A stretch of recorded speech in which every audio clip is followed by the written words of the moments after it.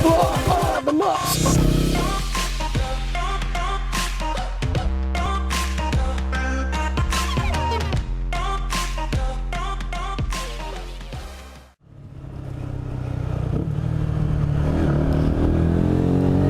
Hey, how's it going, guys? Sorry it's been a while since I posted a video.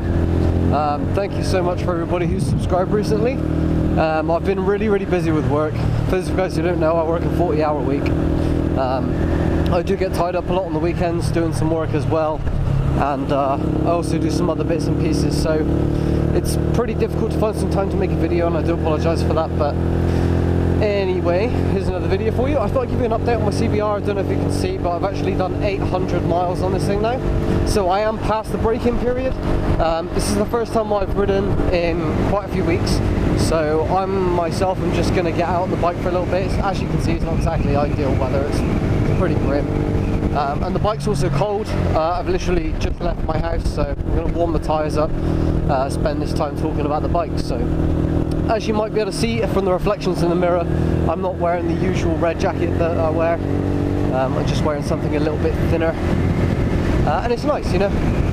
People always say dress for the slide, not the ride, but today I figured I'd give the pads a miss and I'd just take it really easy and enjoy the time out on the bike. So no crazy stuff today.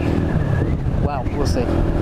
But so far then, the bike, 800 miles. I gotta be honest with you guys, I really thought that the bike would get boring after a while. I mean, it's a 125, that's in my experience what they do. But it's just not been the case with this bike. It's just been super fun. It still is super fun. And the great thing is as well, like on days where it's really nice outside, because I'm a computer engineer, I don't really pay too much to attention to the sun. You know, it doesn't really, I don't care for it, is what I'm trying to say. I appreciate a nice day, but you know, I can have just as much fun staying inside as well. But when it is sunny outside, it really does make me want to take this thing out and have some fun on it. And even in like a wet day or a damp day, like it's been raining pretty much all day today, but it's still so much fun to get out on the bike. I'll do it in the rain. I know most riders are full-time riders, but I own a company vehicle, so I drive for my job. And as such, I have the option, you know, when it's raining, to take that instead. But I'm going to take this out because it's a lot more fun. You, sir, are in the wrong lane. As you can see, I can finally have some fun on the bike. Finally. Whoa, oil patches on the road. So how you guys been? Have you been looking into some more 125s? I know a lot of my channel base comes from people who are really interested in the CBR, and good on you, because it's a great bike.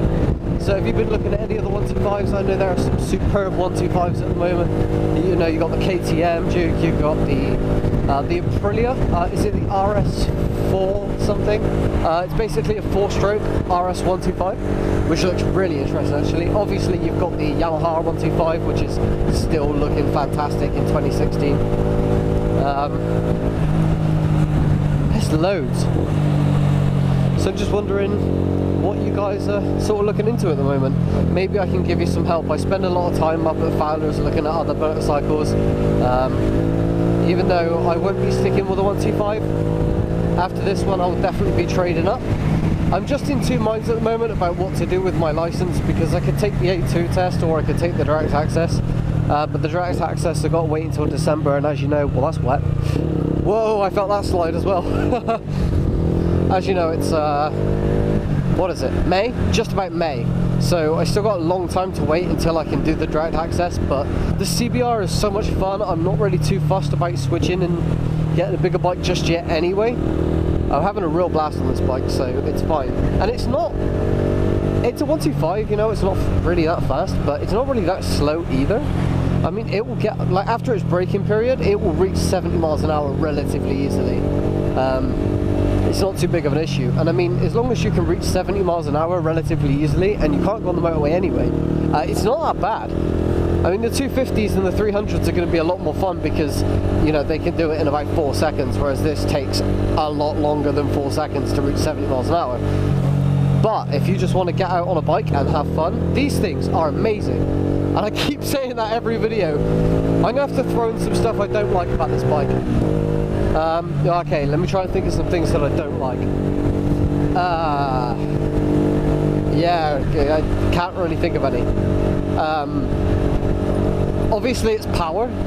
Obviously you always want more power, but it's a 125, so I don't really feel like you can use that. Because it's like, you can't really say the CBR 125 is bad because it doesn't have enough power, because that would pretty much be every 125. You could say for its class though, I mean the R125 has, well not a lot more power, I think it's 1.5 brake horsepower more than the CBR. Either way, it's kind of noticeable, so I guess you could say that the CBR 125R, it feels a little bit slower than the Yamaha, which it does. But then again, you know, you take the R125 out on a rainy day like this and I would be shitting myself. But on the CBR, I'm not so worried because it's a super grippy, confidence-inspiring bike. And I really like that about this bike actually a lot. This is why the CBR is my favourite 125. Because it's just so confidence-inspiring. Like, I've not been out for a ride, like I said, quite a while now, and I'm just on this thing and it's just so much fun.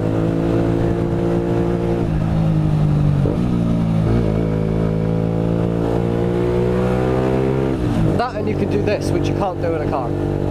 Whee! Thread the needle. So much fun. So you guys have had so many questions, comments and questions about the CBR, and a lot of you guys seem to like the fact that I compare it to the R125. And I guess that's because it really is, you know, the two best choices in my opinion are always going to be the Yamaha and the Honda in the 125 class. All the other bikes are fantastic, I'm not taking anything away from them, but I have to say that really and ultimately the Yamaha looks amazing, it sounds alright, and it's got the power behind it. Whereas the CBR, confidence inspiring, not quite as powerful, definitely reliable, cheap to service, cheap on insurance, everything about this bike is great. Same with the R125. The only thing with the R125 is it feels like a really big heavy bike, and so when you take the CBR 125 alright, you tend to get a feel for what a 125 is really like, whereas the R125 portrays a slightly bigger bike. Maybe that's why I didn't feel very confident on it, who knows. I really liked it anyway.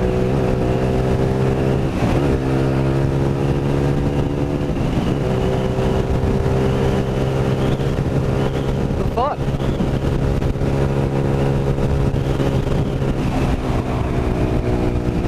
We are approaching a 30 though, and I have had 2 speeding tickets in 3 months.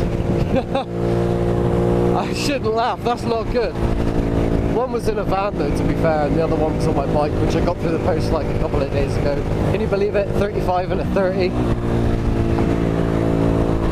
And now I'm doing 35 and a 30, complaining about my speeding ticket. You would think I would learn, but no, I'm going to try and be good. 32 is not bad, it's not bad. I try. See, it creeps up itself. The damn is the bike. I blame the bike. The bike is too fast. Powerful 125.